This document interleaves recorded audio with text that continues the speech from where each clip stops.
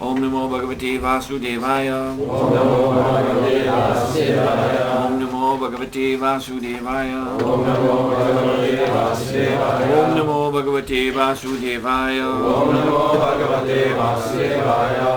Srimad Bhagavatam, Canto 10, Chapter 13, Brahma stealing the boys and calves, text 61. Tatro dvahat Pashupavangsa Shishutvanatyam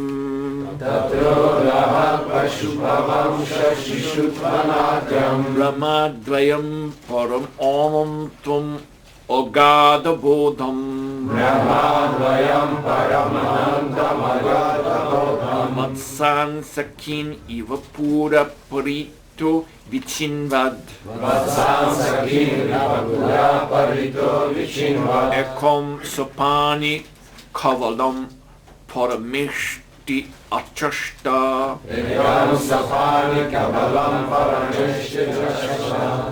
Pán Brahma spatřil absolutní pravdu, nejvyššího, který je jeden jediný, má úplné poznání a je neomezený. Jak hraje roli dítěte v rodině pastevců krav. Stál tam sám jako předtím se soustem jídla v ruce a všude hledal telátka a své přátelé pasáčky. Význam. V tomto verši je významné slovo Agadha Bodham s neomezeným poznáním. Pánovo poznání je neomezené. Nikdo tedy nemůže nalézt jeho konec. Stejně jako nikdo nedokáže změřit oceán. Jak velká je naše inteligence ve srovnání s množstvím vody v oceánu. Když jsem jel do Ameriky, naše loď byla uprostřed oceánu, nepatrná jako krabička od zápalek. Krišnova inteligence je jako oceán, neboť si nikdo neumí představit, jak je velká. Nejlepší je tedy si Krišnovi odevzdat. Nesnažte se Krišnu měřit. Rovněž významné je slovo Advayam, jeden jediný. Jelikož byl Brahma zahalen Krišnovou májou, myslel si o sobě, že je nejvyšší. V hmotném světě si každý myslí, já jsem přece ten nejlepší člověk na světě, já vím všechno. Lidé si myslí, proč bych měl číst Bhagavad Gita, všechno vím, mám svoje vlastní vysvětlení. Brahma však pochopil, že nejvyšší osobnost je Krišna, Išvara, Parama, Krišna. Proto se Krišnovi také říká Parameshvara. Nyní Brahma viděl, že Krišna, nejvyšší osobnost božství, vypadal jako pasáček krav ve Vrindavanu. Neprojevoval svůj majestát, ale stál tam jako nevinný hoch s trochou jídla v ruce, nebo se toulal se svými přáteli pasáčky, telátky a krávami. Brahma neviděl Krišnu v podobě Čaturbhuji, majestátního Nárajana, viděl jen nevinného chlapce. Nicméně chápal, že Krišna sice neprojevuje svou moc, ale přesto je stále tou samou nejvyšší osobou. Lidé obvykle nikoho neocení, dokud nepředvede něco úžasného, ale zde vidíme, že i když Krišna nic úžasného nepředváděl, Brahma chápal, že před ním jako obyčejné dítě stojí tatáž úžasná osoba, která je pánem celého stvoření. Proto se modlil Govindam Adi Purusham Tamaham Bhajami, jsi původní osoba, příčina všeho, a já se ti klaním. To byla jeho realizace. Tamaham Bhajami. To je zapotřebí. Védéšu Durlabham. Ke Krišnovi nikdo nedospěje pomocí samotného védského poznání. A Durlabham Atma Bhaktau, pokud se však stane oddaným, může ho realizovat. Proto se Brahma stal oddaným. Zpočátku byl pyšný na to, že je Brahma pán vesmíru, ale pak pochopil, tady je pán vesmíru. Já jsem jen nepatrný pomocník. Govindam Adi Purusham Tamaham Bhajami. Krišna hrál svoji úlohu jako divadelní herec, jelikož Brahma do jisté míry propadl falešné píše a myslel si, že má nějakou moc. Krišna mu ukázal jeho skutečné postavení. Podobné události došlo, když Brahma navštívil Krišnu ve Dvárace. Jakmile vrátník Pána Krišnu informoval, že přichází pán Brahma. Krišna odvětil, který Brahma? Zeptej se, o který Brahma je. Vrátný tuto otázku zopakovala Brahma a žasl. Myslel si, to je ještě nějaký jiný Brahma než já? Jakmile vrátný pánu Krišnovi sdělil, je to čtyřhlavý Brahma, pán Krišna řekl, čtyřhlavý, zavolej další a ukaž mu je. Takové je Krišnovo postavení. Pro Krišnu je bezvýznamný čtyřhlavý Brahma, natož pak v uvozovkách čtyřhlaví vědci. Materialističtí vědci se domnívají, že tato planeta Země sice oplývá bohatstvím, ale všechny ostatní planety jsou pusté. A protože pouze spekulují, docházejí k těmto v uvozovkách vědeckým závěrům. Z Bhagavatamu však víme, že celý vesmír je plný živých bytostí.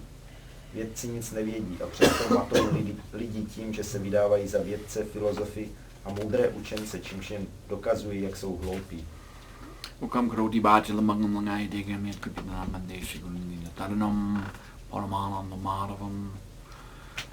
In this purport, Srila Prabhupada writes that people generally do not appreciate someone unless he shows something wonderful. But here, although Krishna did not manifest anything wonderful, Brahma could understand that the same wonderful person was present like an ordinary child, although he was the master of the whole creation. Prabhupada tady píše, lidé obvykle nikoho neocení, dokud nepředvede něco úžasného, ale zde vidíme, že když Krišna nic úžasného nepředváděl, Brahma chápal, že před ním jako obyčejné dítě stojí tatáž úžasná osoba, která je pánem celého stvoření. So this sentence is extremely significant. Tahle věta je nesmírně významná.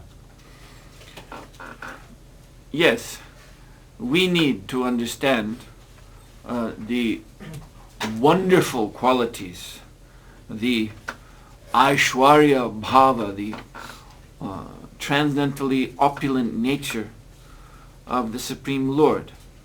My potřebujeme chápat úžasné vlastnosti Aishwarya Bhavu, to transcendentální majestát Pána. Why is that? Proč?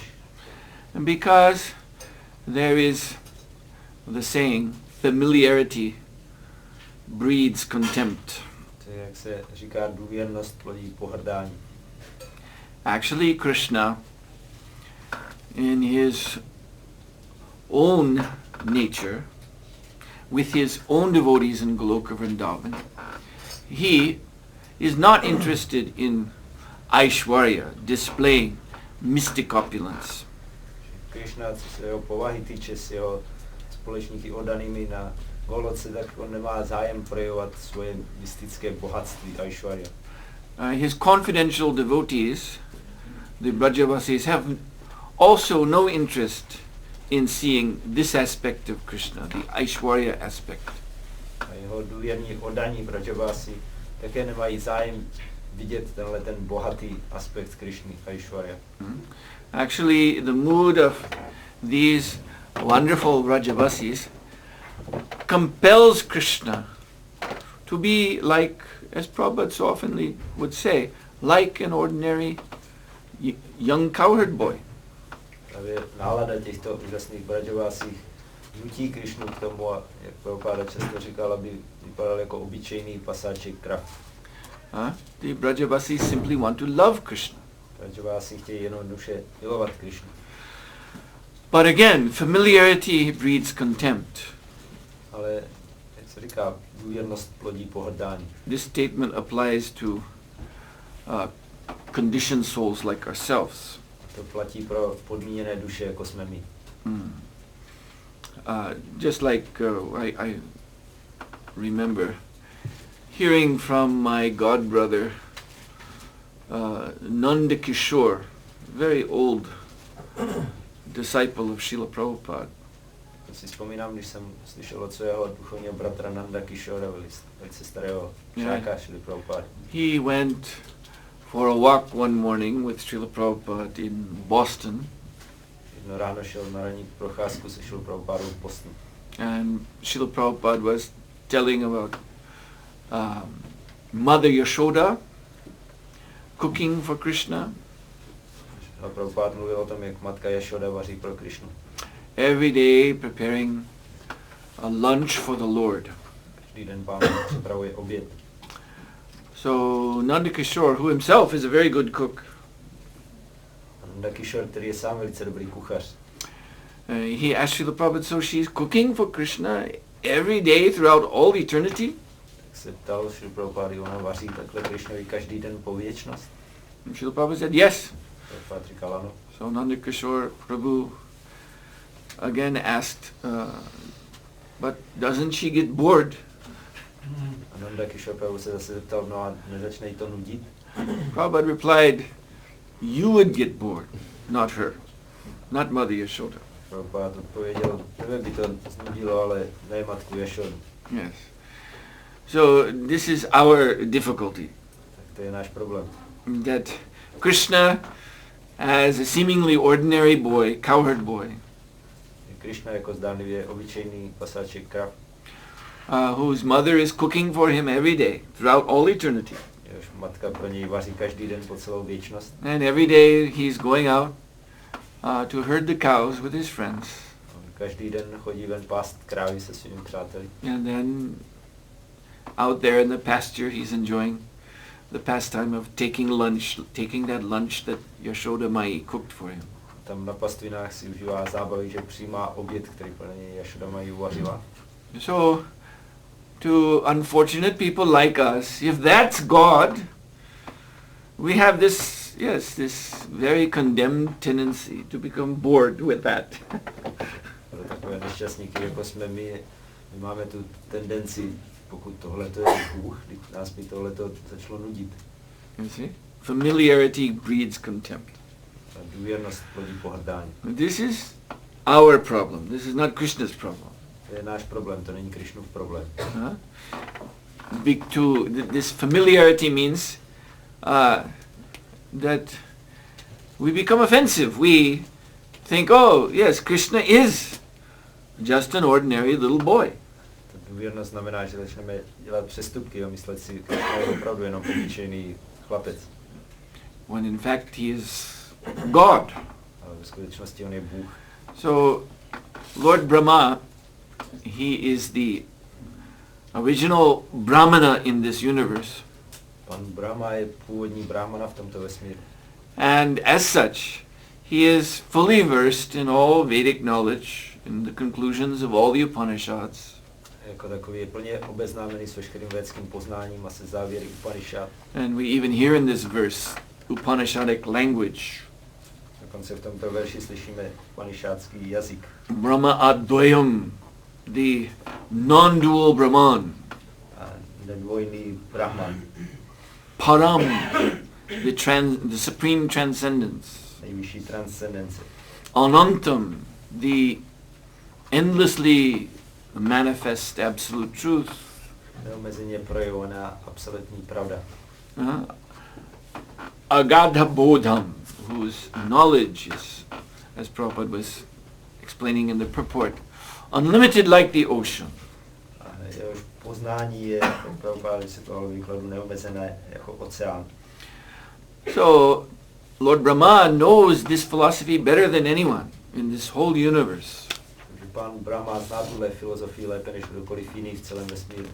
And now, seeing Krishna, who is appearing before him as ordinary cowherd boy, Brahma understands that this is that Param Advayam Brahma, Param Brahma Advayam, this supreme non-dual Brahman. This is that absolute truth.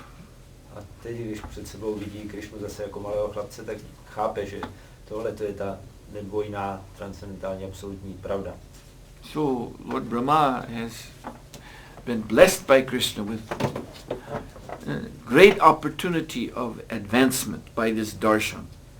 Takže pan Brahma byl Krišnou požehnán skrze tento darshan, úžasnou příležitostí udělat pokrok. Mm-hmm. So the lesson for us is that we must first become well versed in the philosophy of the absolute personality of Godhead, this supreme absolute truth, the source of all the amazing powers of creation, maintenance, destruction of the universe. Ponaučení pro nás je, že se musíme dobře obeznámit s tou filozofií nejvyšší absolutní pravdy, nejvyšší osobnosti božství a zdroje všeho stvoření, udržování, ničení v tomto vesmíru. And one becomes established in this knowledge. It's not simply by book study, but by following the path, the correct path of transcendental knowledge. A jakmile jsme upevnění tady v tom poznání nejenom studiem knih, ale následováním cesty transcendentální poznání. Tad vidi pranipattena pariprashnena seva. One must conduct oneself under the order of spiritual master. Člověk musí chovat podle nařízení duchovního mistra. One must put intelligent questions to such a guru. Musí tomuto guruovi klást inteligentní otázky. Render service. Sloužit. And be very meek and humble before the spiritual master. Být před duchovním mistrem velice pokorný a poddaný. In this way, then one gains this knowledge. Tímhle způsobem člověk získá toto poznání. So it's not simply intellectualism. To není jenom intelektuálství. But it is the process of sadhana bhakti, Je to proces sadhana bhakti, which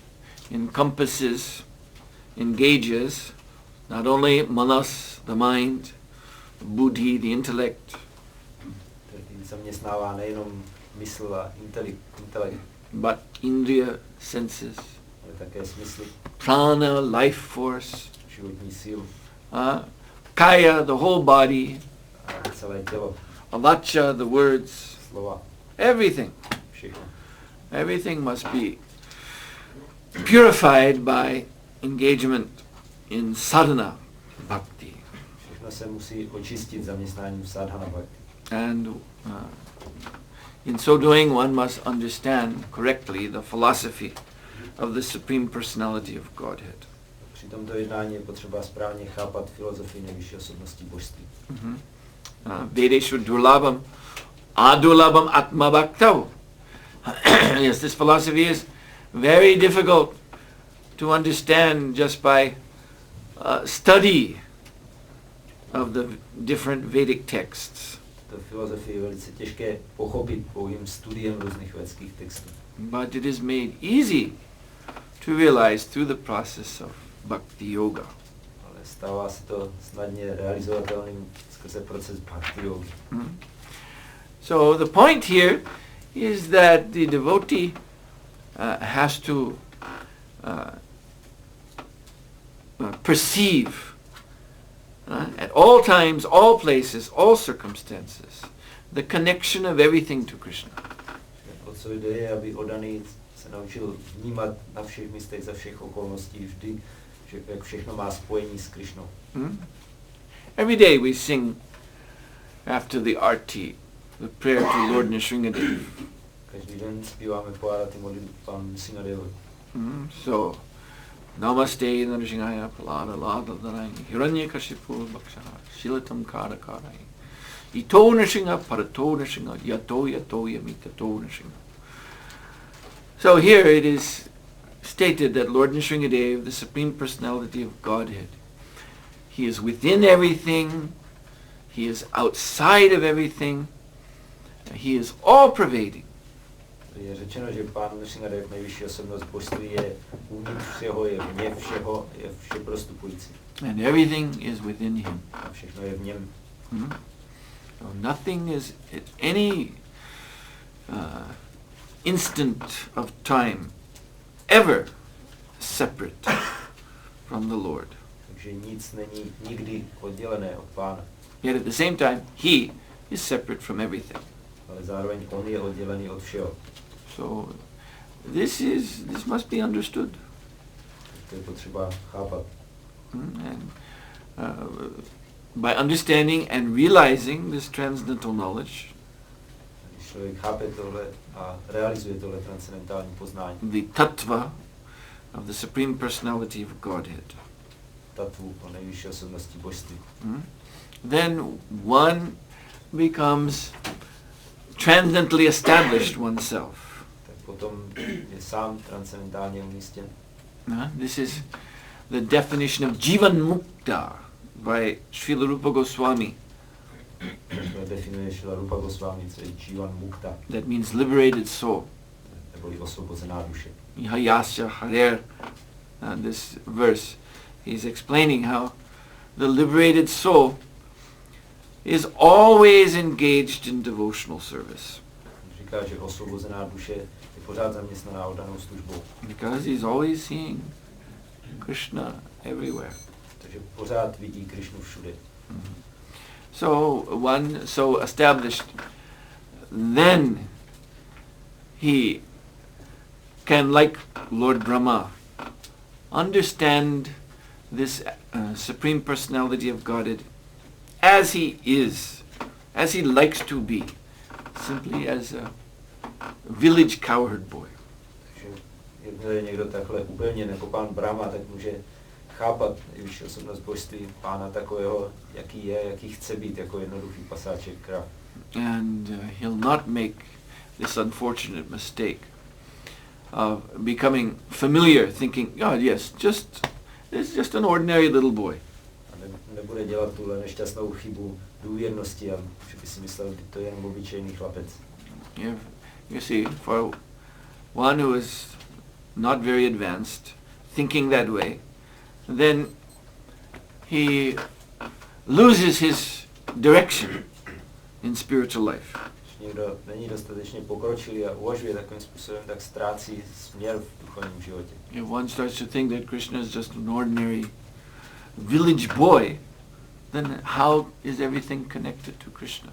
Když si začne myslet, že Krishna je obyčejný vesnický chlapec, tak jak může být všechno spojené s Krishnou? How is everything under Krishna's control? A jak může být všechno pod Krishnovou vládou? How is it, as Prabhupada so often said, that not even a blade of grass moves without the sanction of the Supreme Lord? Jak by bylo možné, jak často Prabhupada říkal, že ani stéblo trávy se nepohne bez svolení nejvyššího pána. How is it that we are to endeavor with our full energy to serve this Krishna if he's just an ordinary cowherd boy? Už bychom se měli snažit a vynakládat veškerou energii na službu Krishnovi, když to je jen obyčejný pasáček krav. So this misconception, this is our misfortune, this is our ignorance. To je naše neštěstí a naše nevědomost, tohle mylné pochopení. And so, therefore we must, as Krishna says to Arjuna in Gita, Paschame yogam aishvara, just see my mystic opulence. This is what we have to understand. Proto musíme chápat, jak říká Krishna Arjunovi v Bhagavad Gita, pohled na můj mystický majestát. As the Upanishad said, Parasya Shaktir, Dividhaya Shruyate. This Param, as described in this verse, is the controller of all energies. He is always served by all the energies in creation. Jak říkají Upanishady, tomuto Param slouží veškeré energie ve stvoření. This is the absolute truth. To je absolutní pravda. Everything cannot help but serve Krishna. A nic nepomůže, než sloužit Krishnovi. And we too. At every moment, everyone is serving Krishna, all living entities. Nic nemůže, než sloužit Krishnovi. A stejně tak my všichni tady, všechny živé bytosti nemůžou nic jiného, než sloužit Krishnovi. Unfortunately, in this material world, they serve Krishna in darkness, in ignorance. V modném světě bohužel slouží Krishnovi v temnotě a nevědomosti. Not understanding that these senses that we have, that have been given by Krishna, Bez pochopení, že tyhle smysly, které máme, které nám Krishna dal, mind has been given by Krishna, words given by Krishna. mysl dal Krishna, slova dává Krishna. And yes, we are meant to use them, A my bychom je měli používat, but in Krishna's service, ale ve službě Krishnovi. pleasing Krishna. A snaze potěšit Krishnu. So when one is in ignorance, one doesn't know how to please Krishna. Když je člověk v nevědomosti, tak neví, jak těšit Krishnu. But still one is serving. A přesto slouží. But again, in ignorance. ale nevědomosti. And this is the cause of the karma, bondage in this material world.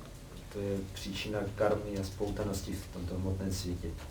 So, this is the great scheme of things. That everything in creation is always centered on Krishna, whether the living entities know it or not. To je celý velký plán, jak všechno ve stvoření je pořád soustředěné na Krishnu, bez ohledu na to, jestli to živé bytosti vědí nebo ne. No one is independent. Nikdo není nezávislý. So if one understands this properly, then as Rupa Goswami says, then that person, even in this, still in this material world, still in this body, becomes Jivan Mukta, liberated soul. Když člověk tohle správně chápe, tak potom, jak říká Rupa Goswami, i v tomto hmotném těle se stává Jivan Muktou, osvobozenou duší.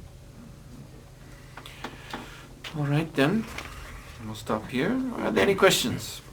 Nějaké otázky? Yes? You spoke about this tendency of familiarity breeds contempt. And sometimes this may also happen to a disciple in a relationship to the spiritual master when he gets too close. So how to avoid this mentality of trying to see the spiritual master in a mundane way or try to find some faults or some defects in his behavior?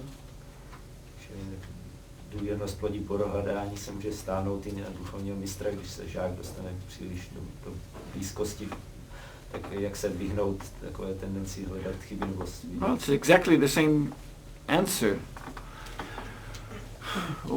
If one is eager for transcendental knowledge, odpověď stejná, když je člověk chtějí tu transcendentální poznání. if one understands the necessity to gain this knowledge by which, as we were speaking of Krishna,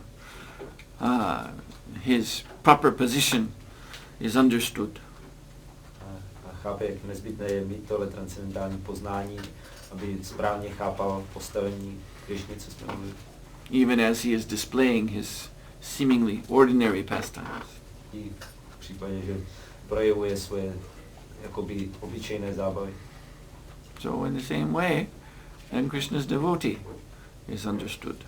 Stejně tak je chápán Krišnův oddaný. Especially since by Krishna's grace that transcendental knowledge comes through the Lord's devotee.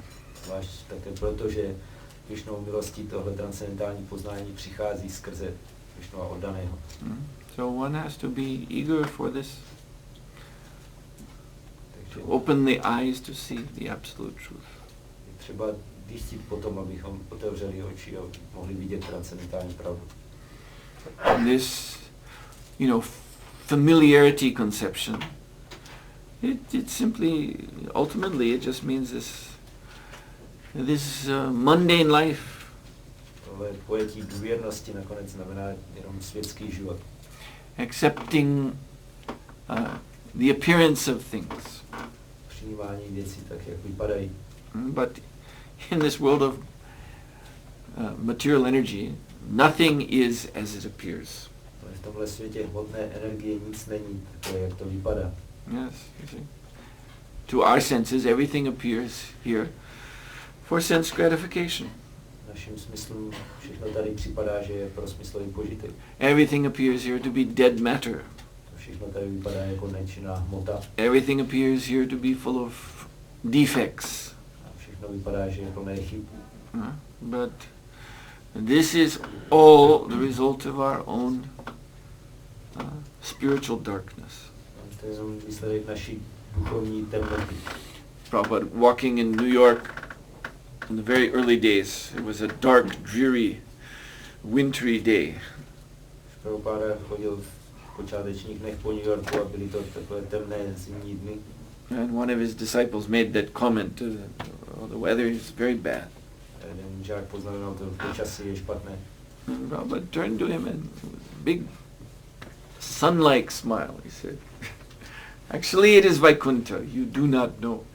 Prabhupada se na něj otočil s takovým úsměvem jako sluníčko a říkal, ve skutečnosti to je Vaikuntha, ale ty to nevíš. So This is the mundane tendency. Takže to je světská tendence. Simply to surrender to the senses, surrender to sense perception. Se odevzdat smyslovým věmům. Go with the flow of material energy. A nechat se unášet proudem hmotné energie. And again, like I said, this is also the proof of Krishna's authority. A tohle taky dokazuje Krishnovu autoritu. Krishna is the Lord. So even if one is in this mundane consciousness, still one is under control. Krishna je pán, tak i když má člověk světské vědomí, tak pořád je pod vládou. But then controlled by Maya. Ale pod vládou Maya. But we should try to become directly controlled by Krishna. A my bychom se měli snažit o to, aby nám vládl přímo Krishna. And that again requires lifting this ignorance from our consciousness. To znamená pozvednout tuhle nevědomost z našeho vědomí. Any other question? A další otázka?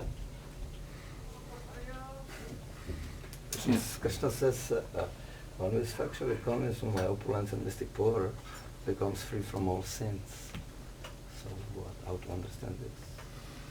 Yes, this is the same point. That understanding that Krishna is the supreme controller and that everything is actually his energy. Krishna říká, kdo chápe můj majestát, tak se zbaví všech hříchů, tak to je zase stejný bod, že vědět, že Krishna je pánem veškeré energie. This perceiving of Krishna sambandha, everything is connected to Krishna. Tohle vnímání Krishna sambandhi, že je všechno spojené s Krishnou. Then sinfulness actually is impossible. To není možné dělat hříchy. Because sinfulness, what does it mean? It means ignorance. One is ignorant that everything is Krishna's energy, and so then one acts according to one's own plan. Že hříšnost je nevědomost ohledně toho, že všechno je Krishnova energie a člověk potom jedná podle svého vlastního plánu. This acting according to our own plan, that's where sinfulness starts. A když jednáme podle vlastního plánu, tak to je, kde začíná hříšnost. Means I think I'm the controller. Já si myslím, že já jsem vládce. I can do what I like. Dělat, co já chci. But when we understand Krishna's real position in relationship to all this energy, that is no longer possible. Jak chápeme Krishnovo postavení ve vztahu ke všem energiím, tak tohle už není možné. Everything is serving Krishna only. Všechno jenom slouží Krishnovi. Okay. Srila Prabhupada ki jai. Srimad Bhagavatam ki jai. Gaur Premanandi. Suhotra Maharaj ki jai.